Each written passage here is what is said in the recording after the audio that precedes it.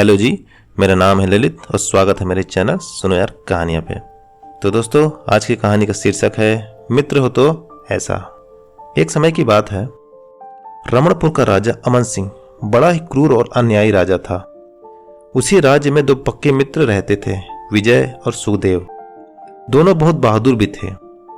एक बार विजय ने राजा के अन्याय के विरुद्ध आवाज उठाई। राजा को इससे बहुत गुस्सा आया। उसने विजय को फांसी पर लटका देने की आज्ञा दे दी। विजय ने राजा से कहा, आपकी आज्ञा सिर आंखों पर, लेकिन आप मुझे इतनी सी मोहलत दे दें कि मैं अपने घर वालों से मिलाऊं। उसके बाद खुशी खुशी मौत को गले लगा लूंगा। राजा ने कहा, तुम वापस आओगे इसका मुझे विश्वास नहीं। तभी सुखदेव ने कहा, महाराज, मैं अपने मित्र की जमानत देता हूं। यदि यह वापस नहीं आता है तो आप मुझे फांसी पर लटका सकते हैं। सुखदेव की बात से राजा चकित रह गया। उसने कहा, ठीक है, मैं तुम्हें 6 घंटे देता हूं, तुम मिलकर आ जाओ। तब तक सुखदेव को जेल में डाल दिया गया। इधर विजय ने हिसाब लगाया कि वह 5 घंटे में ही वापस आ सकता है। वह तुरंत घोड़े पर सवार होकर चल दिया। दुर्भाग्य से लौटते समय घोड़ा ठोकर खाकर गिर गया। इसके बाद वह उठा ही नहीं। इधर समय निकलता जा रहा था। सुखदेव सोच रहा था कि विजय नहीं लौटे तो ही अच्छा है, कम से कम वह मित्र के काम तो आ सकेगा। समय निकल गया तो सुखदेव को फांसी के तख्ते तक ले जाया गया। तभी वहां विजय पहुंच गया और बोला, मैं आ गया हूं, मेरे मित्र को छोड़ दो। सुखदेव बोला, नहीं, मैं ही फांसी पर चढ़ूंगा क्योंकि तुम्हारा समय निकल चुका है। विजय ने फिर कहा, पर सजा तो मुझे हुई थी, इसलिए उसे भुगतूंगा भी मैं ही। तुम घर जाओ और मुझे खुशी खुशी विदा करो। महाराज, कृपया मेरे मित्र को वहां से लौटा दें। मित्रों की बात सुनकर राजा का हृदय पिघल गया। वह बोला, मैं तुम दोनों की मित्रता के आगे नतमस्तक हूं।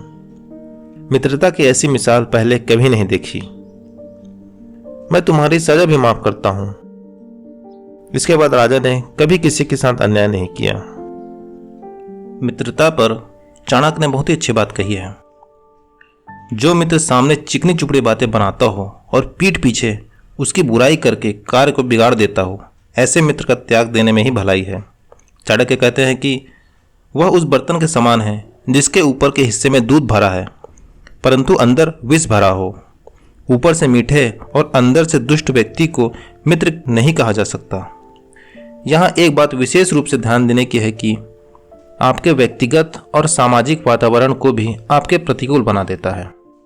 चाणक्य मानते हैं, जो व्यक्ति अच्छा मित्र नहीं है तो उस पर तो विश्वास करने का प्रश्न ही नहीं उठता, परंतु उनका यह भी कहना उचित है कि अच्छे मित्र के संबंध में भी पूरी तरह विश्वास नहीं करना चाहिए, क्योंकि किसी कारणवश यदि वह नाराज हो गया तो सारे भेद खोल देगा। आज बड़े बड़े नगरों में जो अपराध बढ़ रहे हैं, जो कुकर्म हो रहे हैं, उनके पीछे परिचित व्यक्ति ही अधिक पाए जाते हैं। घर का भेदी लंगा ढाए, ये कहावत गलत नहीं है। जो बहुत अच्छा मित्र बन जाता है वह घर के सदस्य जैसा हो जाता है। व्यक्ति भावुक होकर उसे अपने सारे भेद बता देता है। फिर जब कभी मन मुटाव उत्पन्न होते हैं तो वह कथित मित्र ही सबसे ज्यादा नुकसान देने वाला सिद्ध होता है। ऐसा मित्र जानता है आपके मर्म स्थल कौन से हैं।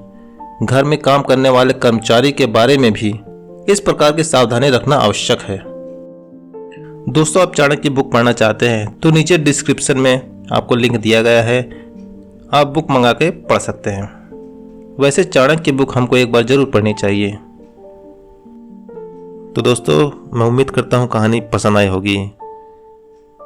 वीडियो को लाइक कर दीजिए क्योंकि आपका लाइक ही मेरा मोटिवेशन है। चैनल को सब्सक्राइब कर ले, नोटिफिकेशन बेल में भी ऑल में जाके क्लिक कर दीजिए।